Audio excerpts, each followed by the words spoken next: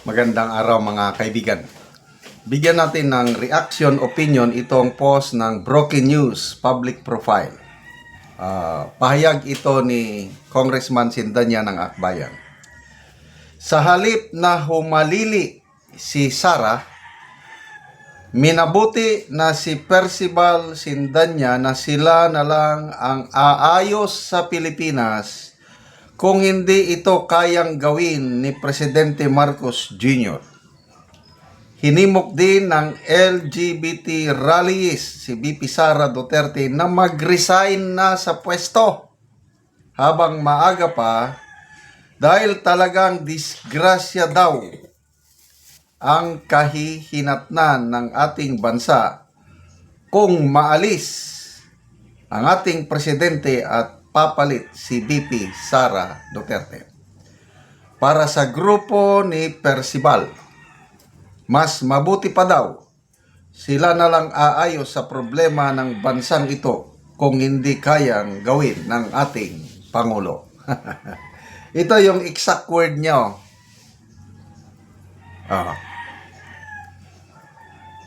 Kami na lang ang aayos sa Pilipinas. Kung hindi kaya ni Marcos, kaysa naman humalili si Sara Duterte. Talagang takot sila na uupo bilang presidente si Sara Duterte either ngayon or sa 2028. Kasi last year, yung kasagsagan ng Marcos resign, na mga panawagan, itong mga grupo ng Sindanya, wala daw. Dapat daw mag-resign silang dalawa. Marcos and Duterte resign. At anong mangyari? Magkaroon daw ng People's Transition Council. Tanong, nandun ba yun sa konstitusyon? Wala. Very clear ang konstitusyon. Pag umalis ang presidente, vice president ang hahalili. Kung hindi kaya ng vice president, senate president. After that, house speaker. Yun ang line of succession. Iba ang kanilang gusto.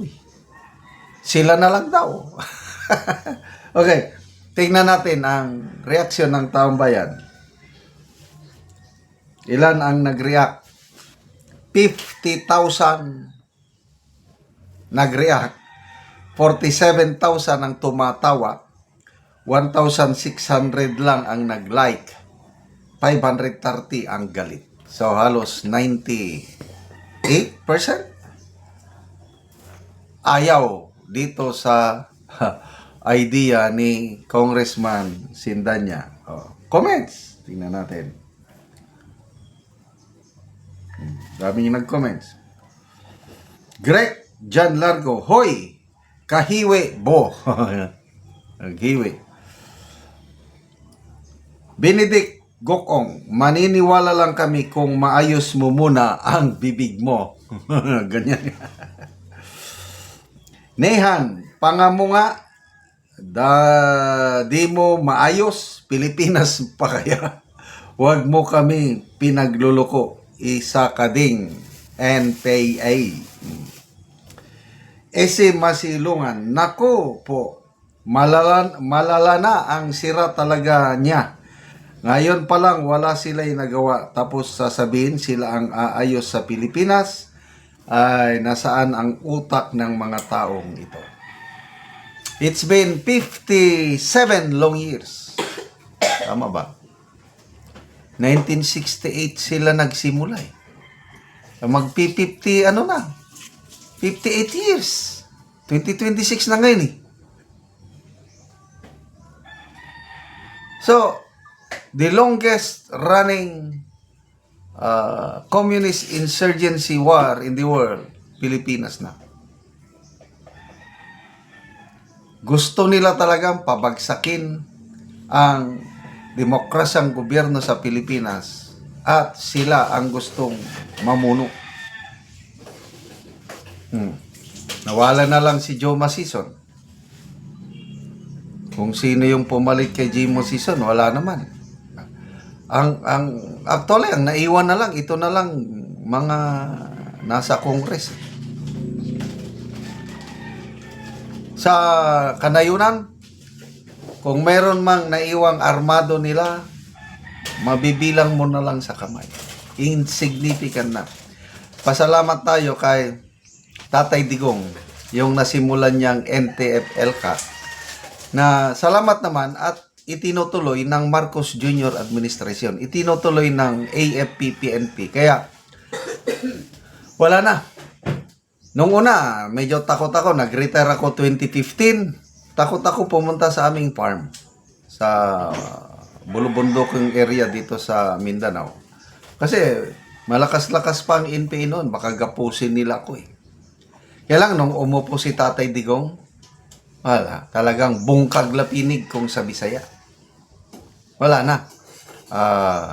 It's just a matter of time bago sila tuluyang mawala. Sa kanayunan na, dito sa Kongreso, habang hindi pa na-amend ang party list system, nandyan palagi. Yan, Makabayan Black, itong Akbayan, nandyan palagi. So, good luck. Sila ngayon ang gustong-gustong ma-impeach si BP Sara. Itong mag-uunahan yan, yung Akbayan ni Percival Sindanya at Hontiveros, at saka yung Makabayan Black ni Narinico, Antonio Tino at Sara Ilago. Sigurado yan, by February 6, sampa kaagad ng impeachment case laban kay BP Sara. But good news po, dahil nagsalita na po ang mga iba't ibang house leaders, malabo na daw na uusad ang impeachment ni BP Sara. Hindi na nila kayang gawin yung last year na yung February 5, 2025, isang araw lang nakagather sila ng 215 signatures, kaya naiakyat nila ang impeachment sa Senado. Hindi na pwede yun. Mahigpit na ang patakaran ng Supreme Court. Kaya good luck sa mga nagbabalak na gustong matanggal si BP Sara through impeachment, kasi takot na takot sila na isa na namang Duterte ang uupo sa Malacanang sa 2028, at by the time na presidente na si BP Sara, dyan na sila. Kung sa boxing match, yan na yung final blow. Mawawala na sila dito sa Pilipinas. Salamat mga kaibigan sa inyong pagsubaybay sa ating channel. Nakakatulong kayo ng malaki sa tribong Talandig ng Bukidnon, dahil ang sweldo natin sa channel na ito is pantulong po sa tribo. Namimigay tayo ng libreng yero at pako para makapagpatayo sila ng mas maayos na tirahan. Panoorin nyo ang video na ito. Mao ni si ante ang matagaan og yero nga nagkinahanglan og yero, so matagaan siya, mo siyang gitagaan.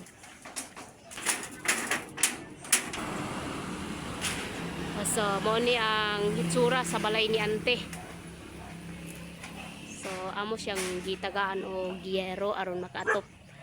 So ato pang sudlon ang dito sa sulod karon, aron atong makita ang kahimtang sa iyang balay nga kuan na gid kaayo, guba na gid kaayo ang mga yero. So kuan na gid kaayo, guba na gid kaayo, makita gid nimo nga lugid kasi ante. So diri nga side sa likod sa balay ni ante. So loy kay kahimtang ni ante, kay si ante usa siya kabalo. So ang iyang kahimtang dili lalim nga kuan kay buslot na kayang mga yero. So mao ni ang ilang ginapuy-an. So atong sudlon dito sa sulod sa ilang abuhan. So agoy makita nimo nga tanawa loy kayo ang kahimtang ni ante, kay buslot na day kayo ang iyang yero. So wala na daw sila masilungan. So kung maulan basa na gid kaayo ang ilang kahimtang. So ginapuy-an pa gid nila kay na sila mga gamit.